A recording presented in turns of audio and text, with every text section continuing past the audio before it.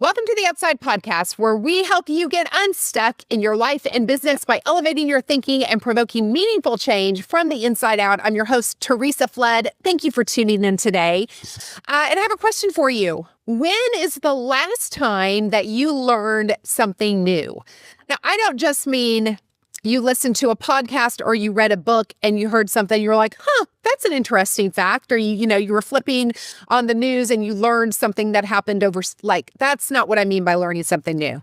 I mean, you really challenged yourself to get outside of your comfort zone and learn a new skill. If it has been a while, if you can't immediately say the last thing that I have learned is X, I'm going to challenge you. It is time for you to get off your tail and learn something new, to push yourself and to grow. So currently, my journey over the last 6 to 8 months has been learning all of the things that I didn't know I didn't even know about social media, about YouTube, going on this total journey of learning what I'm doing here. And it has challenged me. It has frustrated me, but it has been really fun and exciting. I will tell you, several years ago, I have had a very consistent workout routine for many years now. But several years ago, I decided I wanted to change things up, and I joined a gym called 9 Rounds. If any of you have ever done that before, it's a kickboxing gym, and you go through 9 different rounds. It's a 30-minute workout, which at the time my girls were young, it was perfect. And you would go through the different rounds, and one of the rounds, the trainer would pull you off the bag that you were on, and you would spar with them. And I will tell you, I don't have the greatest hand-eye coordination, and I'm left-handed. I write left-handed, but I do everything else right-handed. So I blame that on the reason why I feel like I don't have a dominant side. So, they're calling punches left, right, and I literally have to think very, very hard about which arm is supposed to be swinging in that moment. So not only was it physically challenging, it was mentally challenging. I absolutely had more fun working out in that time frame because I was learning something new. I was stretching myself, not just physically, but I was having to use my brain when it came to the workouts that I was doing. And so many times, we talk a lot at the Upside about consistency and the power of doing the same thing over and over, that the perfection is in the reps, and that is 100% true. And sometimes you need to go do something new to change it up. Even in physical activity, why does cross-training in your physical body work?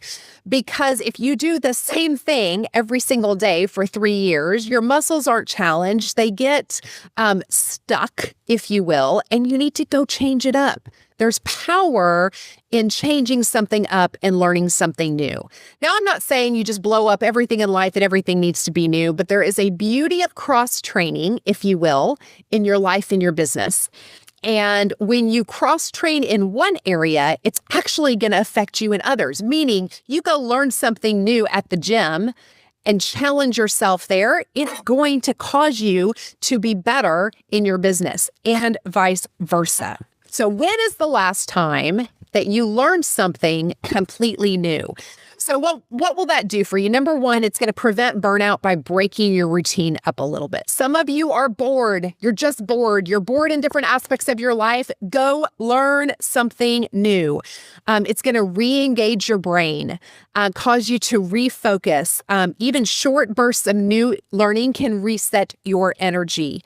It also causes you to stay humble and curious. If we haven't learned something new in a while, and again, I'm talking about just not learning a new fact, but really learning and pushing ourselves into something that's uncomfortable, we can oftentimes get a little bit of ego, right? And so going back to being new at something keeps us in a state of humility, which humility is a beautiful thing and it will affect so many other things. But humility and curiosity are strengths of high-performing teams. So how do we create humility in our lives? It's not through self-deprecation. Go learn something new on a regular basis. It will keep you humble. Also, it will cause you to build confidence through small wins. I don't know what order we're going to do these podcasts in, but I just recorded an episode with Brett Caldwell talking about leadership and personal development. And there's a story in that episode about me riding a bike for the first time in, 30 years. It's an interesting story. But it was incredibly effective for me because I did something that was very uncomfortable. I was relearning something that I had known as a kid. I hadn't ridden a bike. People, I know, don't judge me, in like 30-something years. But it's a win that I can go back to any time in my life that I'm struggling and say, I didn't think I could do that, but now I know that I can relearn, I can learn, and I can do this. And then the last thing is that when you go learn something new and make yourself uncomfortable, you are leading by example to the people around you. When you step out and push yourself and operate in humility and in curiosity and go cross-train in something, you're making an example for your children. They're watching you. For the teams that you lead, you're going to inspire the people around you to also go out and do that. The culture in your business, the culture in your home, it starts with you. So I'm going to give you a challenge for this week.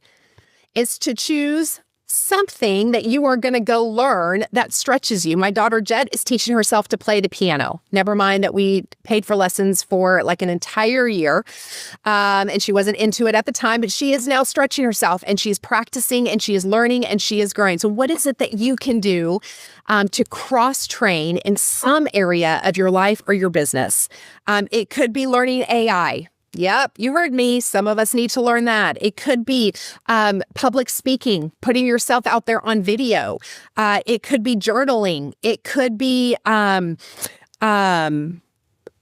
physically, right? Maybe you're going to go learn kickboxing, or you're going to go do CrossFit, or you're going to go do something that challenges you different. You're going to learn how to lead generate in a different way. Realtors, you're going to call a for sale by owner. You're going to do something and develop a skill that's different. It's going to keep you out of boredom. It's going to keep you humble and curious, and it may just be the energy boost that you need. Thank you for tuning in. That's all we have for today. Another episode of The Upside, where you invest in your life, in your business every single day. It will yield you great returns. Thank you for tuning in. I'm Teresa Flood. Go to my website, Teresa Flood, TheresaFlood.com, and subscribe to be on my VIP list. I will send you a teaching guide every single week that you can take around. Well, you can take it around, but you can take it and turn around and teach it to teams and the people that you lead. I appreciate